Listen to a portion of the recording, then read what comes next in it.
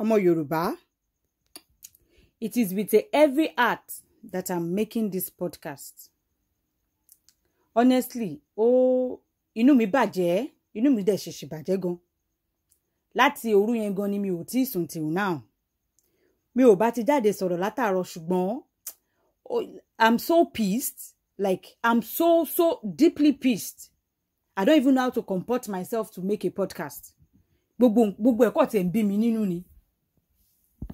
Kí ló dé, kí ló ṣẹlẹ̀ federal government? Kí ni Ìgbòho ṣe DSS nítorí Ọlọ́run? Wọ́n wá tún wá jáde. After tó ti kọ́kọ́ they denied attacking him. Later, they now came out. DSS now came out and said they are the one that went to attack Sunday Igboho in his house. And that this is all the items that they recovered from him. They went away with 13 people. I think there are 17 people.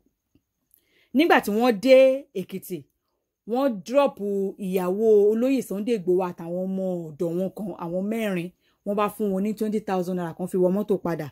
Àwọn 13 tó kù wọ́n gbé gbogbo wọn lọ. Wọ́n ti kó wọn lọ sí Àbújá. Kí ló dé, kí ló ṣẹlẹ̀? Kí ló dé, kí ló ṣẹlẹ̀? Inú mi bàjẹ́ láti àná tí mo ti gbọ́ ọ̀rọ̀ yìí, tí ọ̀rọ̀ yìí tó ti ń ṣẹlẹ̀, tó ti ń jọ ìròyìn. Èèyàn kan náà ló máa gbàbọ̀dè fún olóyè Sunday Igboho. Èèyàn kan ni ó máa gbàbọ̀dè. Ṣé rí ọ̀rọ̀ yẹn, in fact, SMC fans, ó ká mi ní ara, ó dùn mí dé gungun. I am so pissed. So pissed. Gbogbo ẹ̀ ló fi ká mi lára. Wọ́n wá pé, wọ́n dé lọ pé. Olóyè dé náà wọ́n wà nílé, wọ́n ò lè mú kan balẹ̀. Mi ò ní bí ẹ̀kan pa wọ́n o. At least kíkan tiẹ̀, kí wọ́n tiẹ̀ nà kan lógún. Ọkọ tiẹ̀ wọ compound ẹ̀ kí gbogbo wọn kọ̀ tọ̀ ẹ̀sùn lọ ni. Ọ̀kí tó wọ compound kí gbogbo wọn kọ̀ tẹ̀ ṣubú lọ́lẹ̀ lọ ni. Kọ́dẹ̀ wà níbẹ̀. Báwo ló ṣe máa, and they did that operation for over 30 minutes. Over 30. Kẹ́bà lè mọ̀ pé kò ń ṣe pé bóyá wọ́n yọ wọlé, bí wọ́n fẹ́ yọ jáde. With confidence ni wọ́n fi wà nínú ilé yẹn tí wọ́n ṣe gbogbo nǹkan tí wọ́n ṣe, tí wọ́n ra sáàkì gbogbo nínú ilé, wọ́n tún jí owó, wọ́n jí gold. Wọ́n tún jí owó, wọ́n tún jí gold. Kí ló dé, kí ló ṣẹlẹ̀? But olóyè Sunday Igboho is safe. Wọ́n ò rí wọn mú lọ. Kí ló dé tí wọ́n àwọn DSS ń ṣe wá tún wá já ìyàwó wọn kalẹ̀ lọ́nà? Tí wọ́n tún bù wọ́n lówó, tí wọ́n wá já gbogbo àwọn tó kù sí ilẹ̀. Anumide ń ṣe Lady K ṣá. Because she was live when those gunshots was being, fired. And I think she just got back to Nigeria herself. DSS. Lẹ́yìn tẹ́ ti kọ́kọ́ deny. Shebi, you people, you don't need to come and destroy his properties. You can just invite Sunday Igboho with just a court letter. Are we not in the 20th century Nigeria government? How can you treat your citizen like that? In this age and time. In this 21st century. You can, if you want to see Sunday Igboho, you can easily invite him. You can easily go there and give him a court letter.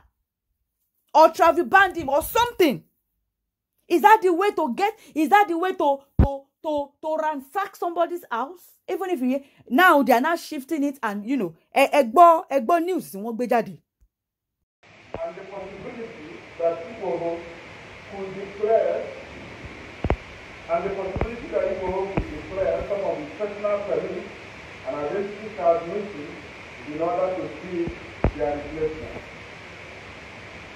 It is also to appraise stakeholders that the 5 AK-47 rifles, assault rifles recovered from the building are suspected to be those collected by Igboho men from Nigerian customs and immigration personnel at the Bureau Post in Ogun State. Last month. The gun fuel, which lasted for an hour, offered Igboho the chance to escape. Sunday Adeyemo, alias Sunday Igboho, is now on the run.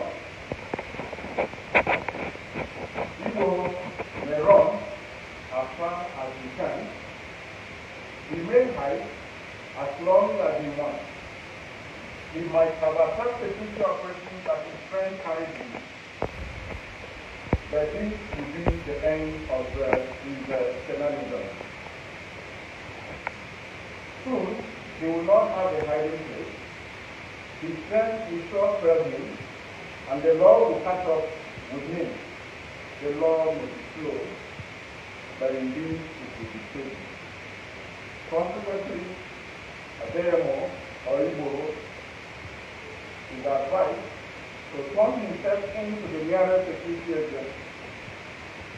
Those caring and eulogizing him may appeal to or advise him to do the needful. He should surrender himself to the appropriate authority.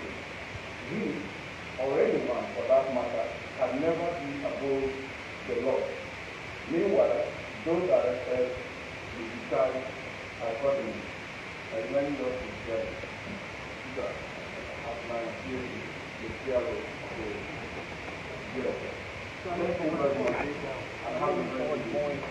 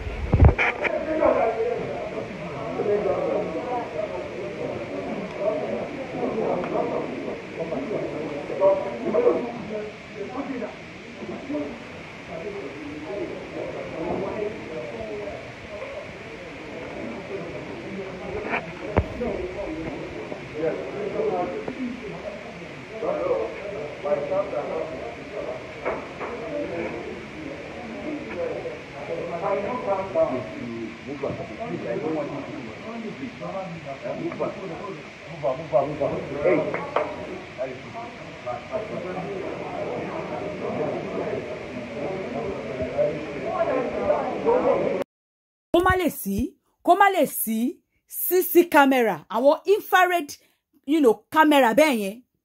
Now, don't get me wrong, because I will know some of you now start saying, what will camera do? What if those people take the camera away? That is not how it works. Nínú street Sunday Igboho yẹn, in fact, wọ́n lè fi camera sí àwọn ilé àwọn tó wà lágbègbè yẹn. It should be all those big infrared cameras. Do not say that is there power to power. It has there's always electricity in that house 24 hours. 24 hours. There are infrared cameras that don't even need electricity to function because they're charged during the day. It's automatic and they record automatically. Even if they enter and probably spot one and probably shoot it down or bust it open. They capture you already. They to save sínú software be hardware. Combat here your log can't rí kí wọ́n fà yọ kí wọ́n yọ log on self gan. Ti already because on my ní iCloud tó yẹ kó ti source you already. Mélòó dẹ̀ ló fẹ́ yọ because all my strategize sínú gbogbo building yẹn ni ibi tẹ́ ẹ fọkàn sí gan ni camera yẹn lè wà bí lẹ́nu gate àbí in fact àbí nínú street àbí ní gbogbo àdúgbò yẹn ní àgbègbè yẹn. In fact ó ká mi lára burúkú gan ni ó ká mi lára ó ká mi lára burúkú gan ni gbogbo wọn wá lọ bẹ́ẹ̀. Ẹ wá wo àwọn mọ́tò iyebíye ẹ wá wo àwọn mọ́tò iyebíye bí wọ́n ṣe bà gbogbo ẹ̀ jẹ́. Wọ́n ní wọ́n pa àwọn èèyàn méjì. Àrí fọ́tò ọ̀dọ́mọkùnrin kan tó kú, very handsome guy. Nigeria government, DSS. Do you need to kill anybody? Do you need to injure them? You can invite this man, normally, legally. Is this the way to adopt? Is this the way to raid? You came to raid someone's house without no statement or no warrant. Is that the way? What crime has this man committed to deserve this? Kí ló ṣe? Kí ni ẹ̀ṣẹ̀ tó ṣe tó wá le tó yẹn? Ẹ wá pààyàn sí lọ́rùn, ẹ wá da gbogbo ilé ẹ̀rú, ẹ wá da gbogbo property ẹ̀rú. Abẹ́rò pé agitation Yorùbá nation òun ló fi kó gbogbo nǹkan yẹn jọ ni. Yorùbá kòkòrò tó ń jẹ ìgbà wa ìdí ìgbà wa ló wà. ọ̀dàlẹ̀ wà ní ibẹ̀ yẹn tó jẹ́ pé òun ló fún àwọn people yẹn tó ń ṣiṣẹ́ ni òun ló wà ṣó àwọn pé olóyè gan wà ní inú ilé. Olóyè báwo lẹ ṣe wà ní ilé? Mo sì ń rò pé bóyá ẹ̀ sínú ilé yẹn báwo lolóyè ṣe máa wà ní ilé tí wọ́n máa wá lọ tí gbogbo wọn máa wá lọ bẹ́ẹ̀ tí gbogbo wọn máa pé lọ bẹ́ẹ̀ tí wọ́n tún wá mú ìyàwó wọn lọ lójú wọn níbẹ̀. Ó ká mi lára burúkú burúkú ó ń dùn mí wọnú egungun ni. Èló ni CC camera, èló ni infrared camera, máa wọn nání camera tó pé inú teddy bear gan ló máa ń kì sí. Strategic places gbogbo ilé tó wà lágbègbè wọn yẹn wọ́n á fi camera sí gbogbo ẹ̀ all rounder. Is there no security in Sunday? Báwo ni o ṣe máa nílé tó jòǹjòrànjò yẹn bàbá kẹ́ máa ní security kó má sáwọn warrior tó ń ṣọ́ àgbègbè yẹn fún àwọn tó tẹ̀ ń gbé lágbègbè yẹn lásán. Honestly níṣó ló ń ká mi lára ló jẹ́ òun ló ń jó mi lára láti ìgbà tí wọ́n ti kọ́kọ́ fẹ́ adopt tí wọ́n ti kọ́kọ́ tí Koiki ni wọ́n kọ́kọ́ wá nígbà kan páwọn military wọ́n ń shoot káàkiri gbogbo gbà yẹn. Ṣé bá àwọn èèyàn ti dáwó ṣé bá àwọn èèyàn ti ń sọ lórí platforms àwọn tó ń agitate wípé kí wọ́n fi camera tó yẹ pé wọ́n máa fi camera sí. Is Koiki not a civilized Koiki tó jẹ́ pé ó ń gbé ní western world? Ṣé kò yẹ kó kí wọ́n ti sọ̀rọ̀ nípa CC camera sínú ilé yẹn láti gbogbo month tí wọ́n gbé ní ilé yẹn? Is that not part of security? Okay, báwo la ṣe fẹ́ wọ ilé ìmọ̀ báyìí? Lọ́yà wo la fẹ́ gbà nítorí Ọlọ́run? How do we go about this?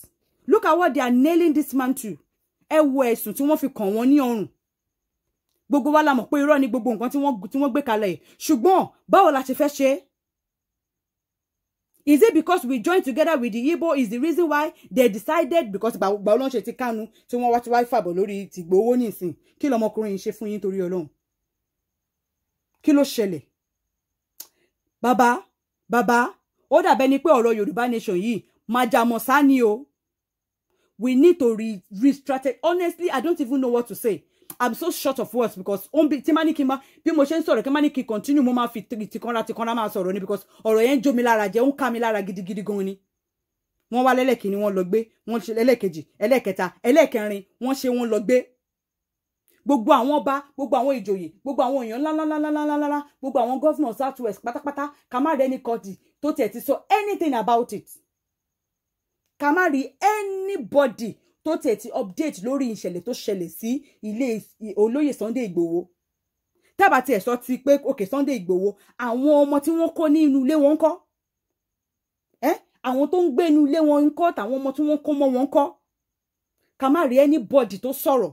Gbogbo àwọn celebrities ọ̀rọ̀ bàbá Ìjẹ̀ṣà ní gbogbo wọn lé kiri ọ̀rọ̀ tampan gbogbo wọn ká má rí nínú gbogbo àwọn celebrities yẹn gbogbo àwọn celebrity wa nílẹ̀ Yorùbá ká má rí anybody tó yẹ pé wọ́n tiẹ̀ dìde sórí ọ̀rọ̀ ikú pé wọ́n tiẹ̀ update ẹ̀ rárá. Mi ò rí anybody tó post ẹ̀ lórí Instagram. Àtàwọn tó ń kọrin àtàwọn tó ń ṣe fíìmù àtàwọn tó ń ṣe gbogbo àwọn tó jẹ́ celebrities nobody updated it. Ó yẹ kí ọ̀rọ̀ yìí òun ló yẹ kó máa jọ ìròyìn lẹ́nu gbogbo everybody. Gbogbo àwọn ará àgbègbè yẹn ó yẹ kí gbogbo àwọn ìyá yẹn kí gbogbo wọn ti bọ́ra sówó kí gbogbo wọn ti má ṣì lọ sí State House. Is this how they will go scot free? When they did it àwọn agitators yẹn sọ wípé wọ́n máa organize pé gbogbo all state kan kí gbogbo wọn ṣe kíni kí wọ́n ṣe rally kí wọ́n rally lọ sí gbogbo ilé ọba inú àgbègbè ìlú kọ̀ọ̀kan. But they did not do it. Is this how it will be? Olóyè àní kòkòrò tó ń jẹ̀fọ́ ìdí ẹ̀fọ́ ni ó wà. Ìdí ẹ̀fọ́ ni wọ́n wà. Ẹni tó jẹ́ pé ó gbé wọn wá because information yẹn ti ṣe kíní jù bí wọ́n ṣe ṣiṣẹ́ yẹn ní ìfọ̀kànbalẹ̀ ó ní agbára. For over 30 minutes. No warrior that comes to that rescue. No nothing. No nothing. Mr. Koiki, you are always we are at war, at ready for war. We want to go to war with federal government. Mama fenu ọmọ ni ma wá. Ma wá rough lẹ́nu. Ma gbenu eso be ni pé òun ló sọ kò dé ṣe òun ló sọ. You let all the whole federal government gbogbo wa wá jẹ́ kí wọ́n kó ojú sí ara ọmọkùnrin yìí lórí ìtàrè bí ẹ ṣe ń sọ ọ̀rọ̀. Kàn fi má ní kàn forúkọ má yẹn máa fi máa gbá everybody. Àwọn yẹn máa rò pé bóyá má ní gogogogo ni which is not so. Which is not so. Bàbá Bánkẹ́ Akíntóyè wá bẹ̀ tí wọ́n ń ṣe gudigudi méje tó jẹ́ ìjẹ́pọ̀ tí ẹ̀ ṣe kíní gan sẹ̀fù gan. Bójú sí lára wọn. honestly ọ̀rọ̀ yẹn ká mi lára mi ò tiẹ̀ mọ̀ nǹkan tí mo fẹ́ ṣe ilé advice àbí pé kí ni mo ọ̀rọ̀ yẹn ń ṣe ló ń dùn mí wọnú egungun. What is the way forward? What is the way forward? Will they go scot free? Gbogbo ẹ̀yin tẹ̀dẹ̀ ń jáde tẹ̀dẹ̀ sọ pé kí olóyè kan lọ surrender ara wọn. What do you mean by that? Olóyè o, we must come out o, kò gbọ́dọ̀ sá lọ mọ̀jàmọ̀sá ni kò gbọ́dọ̀ ṣe mọ̀jàmọ̀sá torí olórí ológun ni. Ẹ ṣàfẹ́ ti máàní kí wọ́n gbé máàní nítorí Ọlọ́run. Bàbá, níbikíbi tẹ bá wà, ẹ yá tètè jápaná. For now. Ìyẹn ò nítumọ̀ pé ẹ ò kì í ṣe jagunjagun. Mọ̀jàmọ̀sá ni. Where do we go from here? Who do we beckon or on? What do we do? Kí ni a fẹ́ ṣe báyìí? Torí ọ̀rọ̀ yẹn ìṣe ló ń ká mi, ó ń wọnú egungun mi. Ẹgbọ́n nǹkan tí àbúrò ìyàwó Ìgbòho sọ. Kí a wí bẹ́ẹ̀ kí a tún ní sẹ́yìn bẹ́ẹ̀. Mo dé tí mẹ́ni sọ̀rọ̀ nípa ọ̀rọ̀ mọ́. Àmọ́ yàtọ̀ sí ká mú tẹ́lẹ̀ kú ká mú tàwàdù kúrò. Alálùbáríkà ni bàbá Ìgbòho. Ìwọ̀nba followers péréte kí mo ní òun ló jẹ́ mi rí ìsàjọ́. A lè mójú kúrò alálùbáríkà ni. Ayọ̀rẹ́lẹ̀ Sunday Ìgbòho bẹ́ẹ̀. Kí a wí bẹ́ẹ̀ kí a ní sẹ́yìn. Ayọ̀rẹ́lẹ̀ Sunday Ìgbòho lónìí wánu. Ayọ̀ balẹ̀ jẹ́ ayọ̀ bá gbogbo mọ́tò jẹ́. Ayọ̀ apànìyàn. Mẹ́rò kú ènìyàn ní tèmi òṣùgbọ́n gbogbo fídíò mọ́ mi rí ẹ̀jẹ̀ la rí nílẹ̀. Ẹ̀jẹ̀ ni ọ̀sà àdámi lójú ẹ̀sẹ̀ jẹ́ màálù èdè ìṣètè wúrẹ́. Omi rúgbó bọ̀ o. Ẹ̀sà lóòótọ́ ọmọ Akin gbọ́dọ̀ sójó.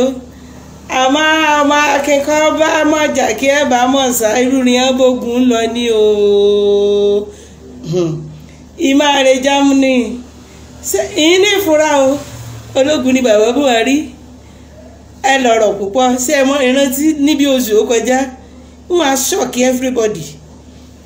Nnamdi Kanu ni ẹ ti gbé ní orí social media nìyẹn supporters rẹ̀ ti mí ṣe it's not a common criminal they should free him àfi àgbẹ̀njú rẹ̀ àfi àgbẹ̀mí rẹ̀ náà wọ́n àgbẹ̀yìn ọ̀rọ̀ lórí social media ní Ọlọ́run á dá wèrèlé jà fúlù bàbá Sunday Ìgbòho gbẹ́rù rẹ̀ kó a lọ Germany mọ́ lọ rálì Èkó mọ́ jẹ́ apànìyàn sí Ọlọ́run kí wọ́n bá pànìyàn sí Ọlọ́run wàá máa gbọ́ 5 count charges 7 count charges kíní kan appear in court wo gbogbo èèyàn ní jókòó sí ìlú òyìnbó kí wọ́n mi ṣe agitators kí wọ́n mi pariwo lórí social media free Sunday Ìgbòho náà ni a máa wí ọmọ ayọjú o kí ọba kan ìwọ ọkú torí Oòduà nation orí ìyẹn ọmọ kí ọmọ ṣàánú rìnyàn kí ọmọ gbà hàn sọ àdélé rẹ̀ bẹ́ẹ̀ ṣùgbọ́n a gbọ́ wí ọ̀pọ̀lọpọ̀ ènìyàn ni omi bọ́ ọ̀pọ̀lọpọ̀ aláìní ló ti ràn lọ́ ọ̀pọ̀lọpọ̀ ní ìyá ta sí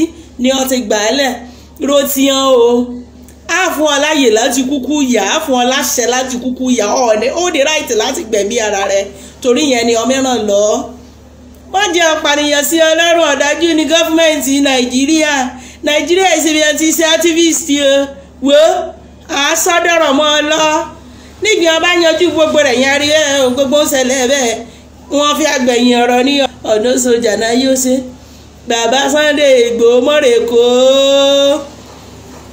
orí ìyẹn ọmọdé orí àgbà kí ọ ti ràn lọ́sẹ̀ yìí máa jí òkúkú yà fọ̀rọ̀ Oòduà nation lẹ̀ ọmọ yóò wí tiẹ̀ bẹ́ẹ̀ kí àbájú àgbà lọ́jọ́ iwájú ti pipeline bẹ́ẹ̀ sẹ́rí yẹn kọ́ ìkíkí ọmọ ìrànjú wọ̀nyí kí ọmọ ìrànjú wọ̀nyí bíi tèmi àdá sí Ọlọ́run o àdá sí Nnamdi Kanu lọ́rùn bẹ́ẹ̀ gbogbo fùrùkọ́kọ́ kómílé bẹ́ẹ̀ ọ ìjọba ti tẹ̀ ìjọba amúnimóògùn amúnimóyè wo kí ọba mi tì ọ bàbá mọ́ ti rà rẹ o ọjà àmọ̀ràn kí máa mú wá o ọjọ́ yìí mo rí gbogbo ọ̀rọ̀ mi lébi nínú ìmọ̀ bú mi o torí mo nínáwó lọ́jọ́ sátidé méde ìfẹ́ kan bú mi ṣe ń gbọ́ ọjọ́ ọmọ wí ìróore o omi rúgbó ìjọba ṣe é bá já o awọ́rọ̀ mọ́nú lẹ́sẹ̀ yèsí orí dìmú bẹ́ẹ̀ ní yòóṣe orí social media náà ti ẹ̀ máa wí orí gbó bẹ́ẹ̀ o a lè gbà o ní gbogbo èèyàn agitators kí ọtí mélòó ló ti wà níwájú ilé Sunday Ìgbòho bẹ́ẹ̀ kí ọtí mi fara yọ ọtí yèsí aka abájá sásọ̀rọ̀ kìíní àti alámà jùkò ni àbẹ́kọ́ ọ̀dájú abiyamọ ni bàbá ó di ìwí lóṣù ó kọjá ìyá ní àfúrá ìyá we shock everybody ṣé èmi àti mi shock rí àbọ̀ bẹ́ẹ̀ ǹjẹ́ àti ní sùúrù náà mọ̀jàmọ̀sá ni àìmọ̀ akíkanjú lógun akíkanjú ọba mọ̀jà kí ẹ bá sá irú ni wọ́n bógun lọ ni tèmi yé mi o pàǹpẹ̀rẹ̀ o irọ́ ni ẹ̀ pa o àwọn máa jó lọmọ mi wẹ̀yìn rẹ̀ á máa bọ́ ọ débẹ̀ àpàbíọ́lá èsùn ṣẹlẹ̀ wàláhì èsùn ṣẹlẹ̀ lóòótọ́ ọ̀rọ̀ ni mo sọ o Fẹlá ló gbójúgbòyà nígbà yí ológun kẹ́ sọ̀rọ̀ nígbà wá wọn ṣe títí kí èèyàn yé èdè lọ́pàá oyè ọlọ́run oyè agitators ṣe ní ìbú nìyẹn ìmọ̀bùnmi o a máa jẹ ìbá tiẹ̀ jẹ́ ìyá kí àmì bọ́ sóòótọ́ ọ̀rọ̀ ẹ̀ la fẹ́ràn rẹ jù ọlọ́run bàbá Sunday Igboho nǹkan fúnra ni ọlọ́run afẹ́ràn rẹ bíi mọ́jà o fọ̀rọ̀ Yorùbá nation lẹ́ o ọ̀dájú ní ìjọba Nàìjíríà o ọ̀dájú abiyamọ ni ọ̀rẹ́ ọ̀sẹ̀ bá jà mo ti sọ ọmọdé a máa tẹnu mọ́ yèsà gbà á yèsà darapọ̀ mọ́ṣèlú ká gbà á yèsà yọ nínú wàhálà ó ní bá a ṣe ká sinra ìlú nìkan ló lè yanjú ọ̀rọ̀ ẹ sára kò ṣèṣèlú kò sí kinní kan kí ìtìbí ìṣáná kíyèsí oògùn ni ṣebí ẹ̀yìn ansars ní APC lọ́la fi 77,000 kọfí làwọn lẹ́kọ̀ọ́ lórí ìbò kọ̀kí hàn dì mẹ́mọ̀ orúkọ ìbò ni orí Facebook náà ti a máa pariwo orí Instagram náà ti a máa pariwo orí social media náà ti a máa pariwo kí ọba dé ọ̀la wọ̀n dáadáa fake account ní ọbí ṣe máa jó lọ́mú wíwẹ̀yìn rẹ fake account ní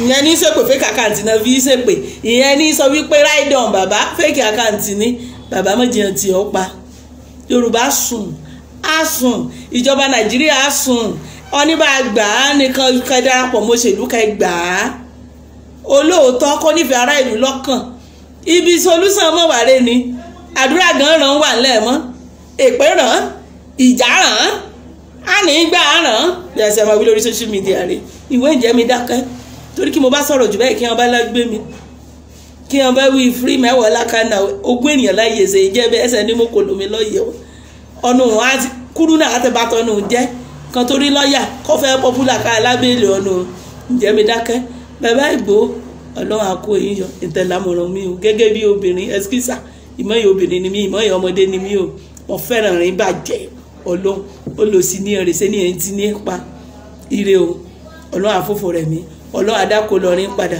kọ́ bá yẹn ní farapa ọlọ́run àmú ọ lára dá kọ́ nìyàn bá kú kọ́ lọ́njọ́ ọlọ́run alààyè kẹ́bà tún yan ẹbí nìyàn nínú kẹtù náà nínú ọjọ́ ọmọ wí o ish.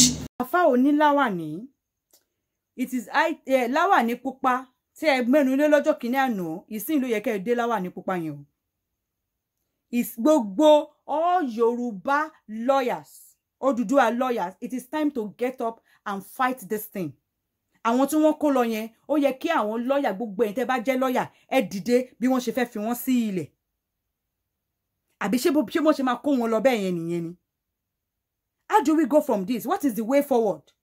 Ṣé ń gbọ́n kan tí àfáà yìí fẹ́ sọ báyìí tí àfáà yìí kó máa wá rọ́ọ̀fù lẹ́nu kó máa sọ wípé he disappear in front of 800 people bẹ́ẹ̀ ṣe máa sọ àwọn ọ̀rọ̀ tó jẹ́ pé àwọn èèyàn fi máa sọ̀rọ̀ sí mà ní ilé lẹ́yìn kí ló ń jẹ́ pé disappear in front of what is the meaning of that?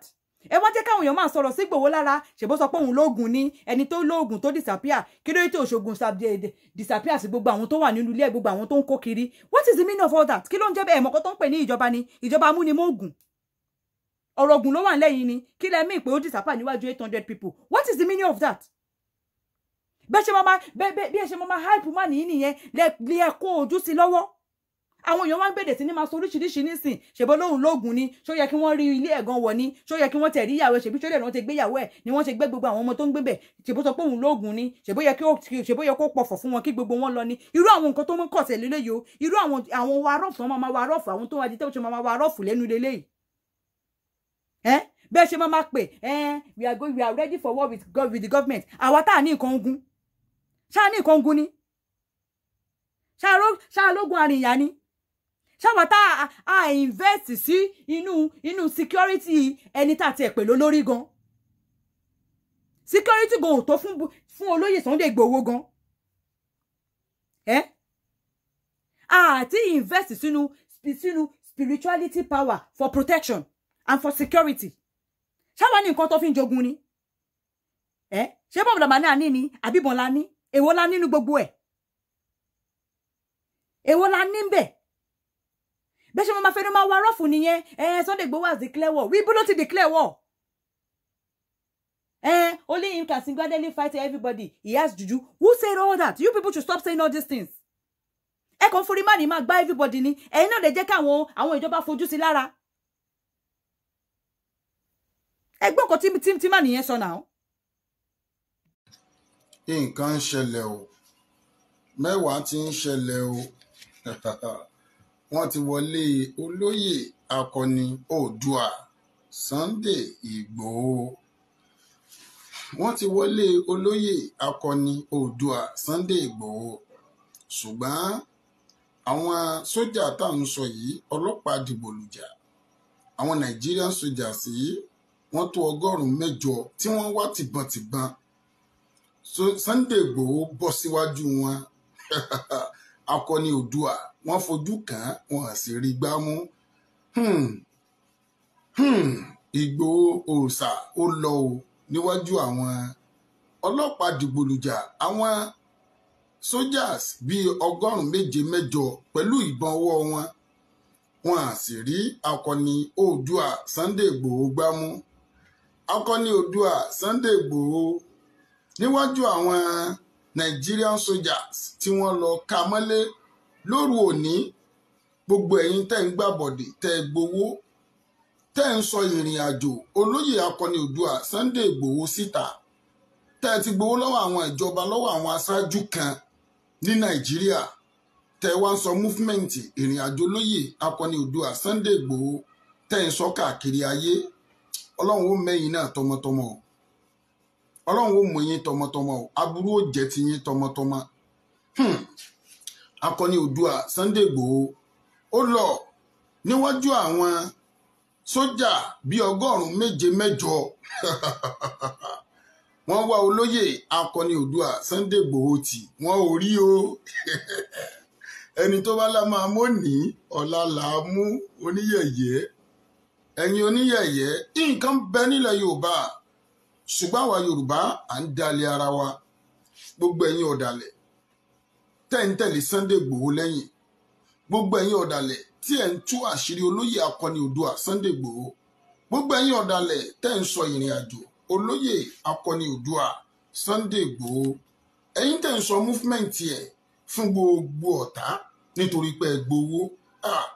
Àtúbọ̀tán bú ni ó máa jẹ́ tiyín. Ẹ ní lákùbọ̀tán rí pẹ̀lú ògo t'Ọlọ́run. Ọlá Al-Qur'ani tí mo gbé dání yìí aburú ó máa jẹ́ tiyín tọmọtọmọ ni. Nítorí pé ẹ̀yin kan nínú àdúgbò yẹn àtẹ̀yin kan tẹ̀ ń tẹ̀lé olóyè akọni Oòduà Sunday Igboho. Àṣírí yín máa tú láìpẹ́ o. Ọlọ́run máa mú yín láìpẹ́ yìí o. Àṣírí yín máa tú láìpẹ́ yìí o. Ẹ jọ̀ọ́ máa bá mi share program yìí. Bàbá Àbèjì bàbá Idris ẹ jọ̀ọ́ ẹ máa bá mi share program yìí.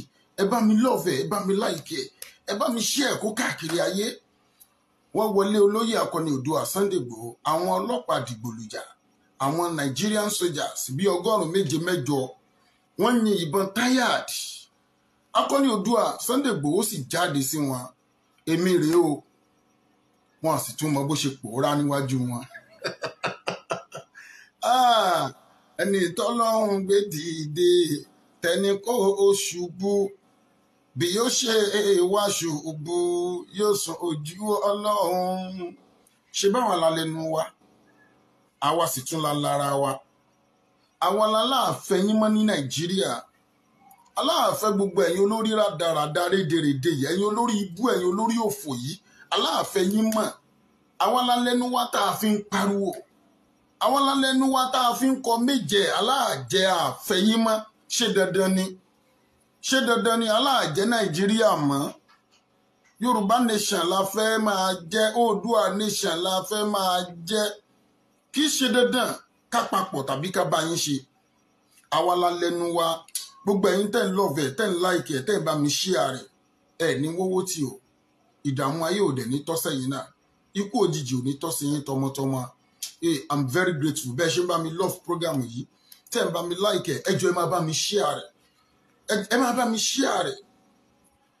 àwọn sójà yìí wọn mọ̀ bí olóyè akọni Oòduà Sunday Igboho ṣe lọ mọ́ wọn lọ́wọ́ ó jáde sí wọn èmi rèé èmi akọni Oòduà tẹ́ ń wá rèé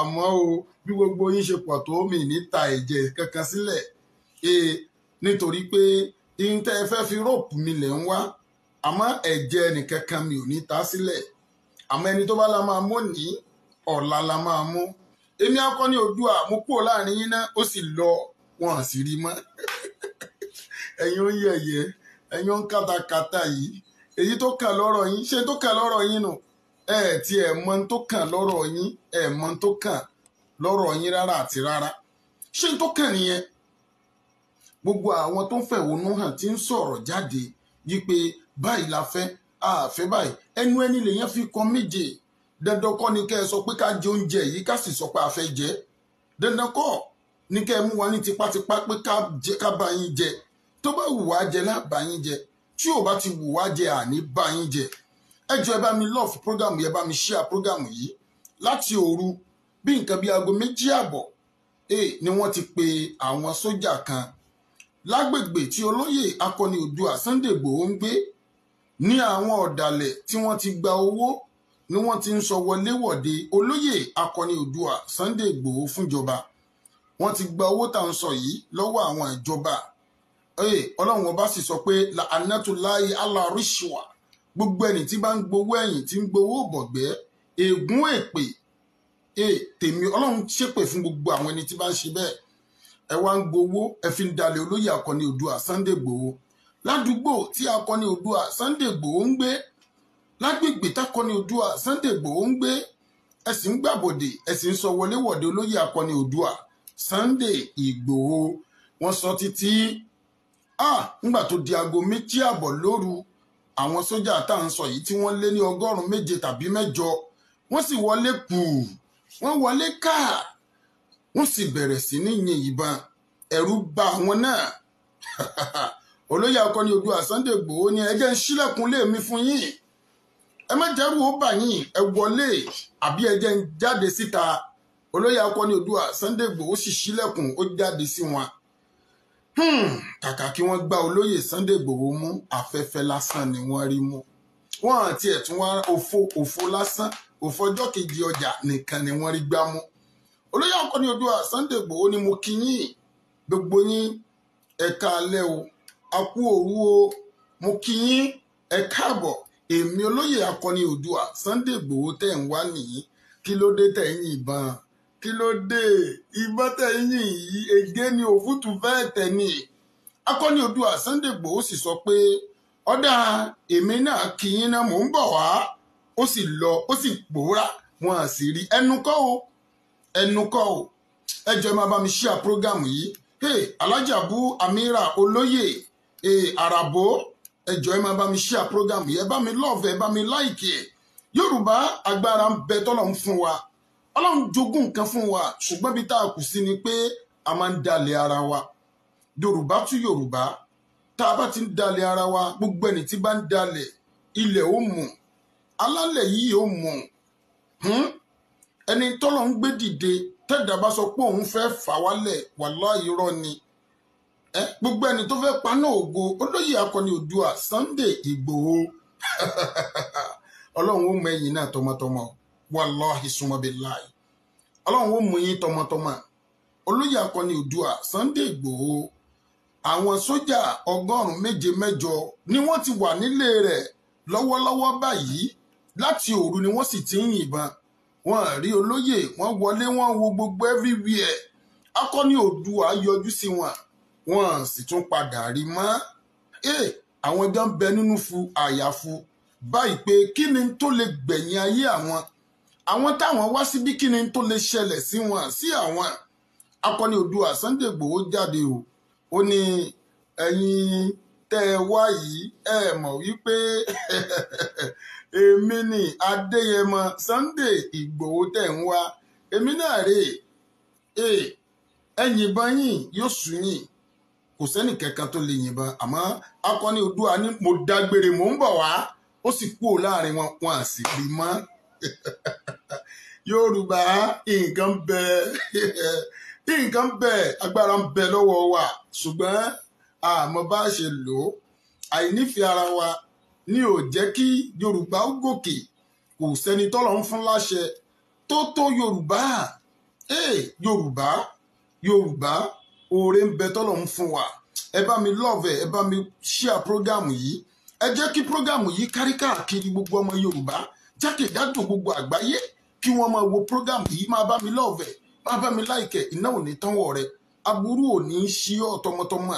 Mo gbà ládùúrà pé ọba tó ṣílẹ̀kùn ọjọ́ òní kò ní ṣílẹ̀kùn ìbànújẹ́ fún ọ. Bá mi love ẹ, bá mi like ẹ, bá mi share rẹ. Olóyè akọni Oòduà Sunday Igboho, àwọn sójà wọ́n ti lọ ká mọ́lé o. 107 sójà ni wọ́n wọ ilé olóyè Sunday Igboho tí wọ́n sì bẹ̀rẹ̀ sí ní yin ọ̀pọ̀lọpọ̀ ìbọn láti òru. Mo tún sọ fọ́lọ́run lẹ́ẹ̀kan sí pé Ọlọ́run kó wọlá alukurahanu tí mo gbé dání yìí, kó wọlá kún fàyà kún tí ń bẹ nínú alukurahani. Ayé ò ní rí olóyè akọni Oòduà Sunday Igboho mú. Ẹ bá mi ṣàmì. Bákan náà gbogbo ẹ̀yin tẹ́ ẹ bá ṣàmì fún olóyè akọni Oòduà Sunday Igboho, Ọlọ́run yóò wọlá kúríánù yìí. Wọn à ní rẹ̀yìn, ọ̀tá ò ní rẹ̀yìn náà mú tọmọtọmọ. Kí ló lè fàjà nínú wípé àjẹ́ Nàìjíríà mọ́, Yorùbá nation Oòduà nation la fẹ́ máa jẹ́? Kí ni tó lè fàjà nínú wípé àwọn Fúlàní ti ń pa àwọn ọmọ ìyá wa nípakúpa, àfẹ́ wọn mọ́? Ẹ jọ̀ọ́, kí ló dájà lẹ̀? Èwo làbùrọ̀ máa wá kú ká máa fira wa, ká máa wá ìmì ara wa káàkiri? Kí lẹ tiẹ̀ fẹ́ fi Sunday Igboho sí? Kí ló ṣe fún yín? Ẹ̀ṣẹ̀ wo ló ṣẹ̀ yín? Yorùbá ẹ jẹ́ á ronú o, ẹ jẹ́ á ronú o, ẹ jẹ́ á ronú o, ẹ jẹ́ ká jẹ́ kó rí wa ó pé o. Gbogbo ẹ̀yin tẹ́ ń bá mi share rẹ̀, òun náà ni mò ń wò yìí. Ẹ jọ̀ọ́ ẹ bá mi share rẹ̀ kó káàkiri àgbáyé. Ẹ bá mi love ẹ, ẹ bá mi like ẹ. Ẹ jọ̀ọ́, mo fi títóbi Ọlọ́run mo fi bẹ̀ yín. Mùsùlùmí ẹ share program yìí, Kristẹni ẹ share program yìí, ẹ̀yin àfáà ẹ share program yìí, ẹ̀yin imam ẹ share program yìí, ẹ̀yin pastor ẹ share program yìí, ẹ̀yin olùṣọ́ ayé ẹ share program yìí. Lọ́tùn lósì ẹ bá mi share program yìí. Alájà Ọlátúnjí Tóyìn, Ọlọ́run ó bá mi ṣe dáadáa fún yín. Alájì Kazeem Adéṣọ̀kan, alájì gbogbo ẹ̀yin olólùfẹ́ mi tí mò ń wò yìí tẹ́ ń wò mí, aburú ò ní ṣẹ̀yìn náà o, ikú òjijì ò ní tọ́ sẹ́yìn náà tọmọtọmọ o. Ẹ jọ̀ọ́ ẹ máa bá mi lọ́ọ̀fù program yìí, ẹ bá mi share program yìí. Ọ̀tá Ọlọ́run ò ní fi wálẹ̀ fáyé mú, kò ní fi wá fọ̀tá mú o. Ẹ jọ̀ọ́ ẹ love ẹ like ẹ share program yìí. And please, we need your comment on this screen. We need your comment on this screen. Inshallah Rahman. Mo ní kí n máa fi èyí, kí n máa fi ṣèdágbére, kí n máa fi èyí ṣe ìlọ fún yín. Kí ni tó kù, kí ni tó tún kàn? Kí ni tá a tún fẹ́ ṣe? Ìjíròrò yóò máa lọ. Bákan náà níbi tó bá yẹ ká ti lọ pàdé, a ní láti gbé bọ́dì wá ń sìn láti lọ síbẹ̀ pé kí ni tó kàn, kí ló yẹ ká tún ṣe nípa olóyè akọni Oòduà Sunday Igboho. Alọ́yàmì mò ń lọ bẹ̀ báyìí. Àlọ́ ti yá. À ń lọ sí àwọn ibì kan nísìn pé báwo ni ayé ò ṣe ní mo olóyè akọni Oòduà Sunday Igboho. Ọ̀nà wo la fẹ́ gbégbà? Ẹnìkan kì í dáwádé, ọ̀pọ̀ èèyàn ló ń jẹ́ jàmá. Àdìgún bàbá Àdìgún, Abíọ́lá bàbá Abíọ́lá. Mo gbé bọ́dì mi, mo ń dágbére fún yín pé ó tún dìgbà, ṣùgbọ́n bá mi lọ́ọ̀fù program yìí, bá mi láìkì program yìí, bá mi kọ́mẹ̀ntì síbẹ̀, bá mi share program yìí. Ọwọ́ ayé kò ní tẹ ìwọ náà tọmọ tọkọtaya. Àmín.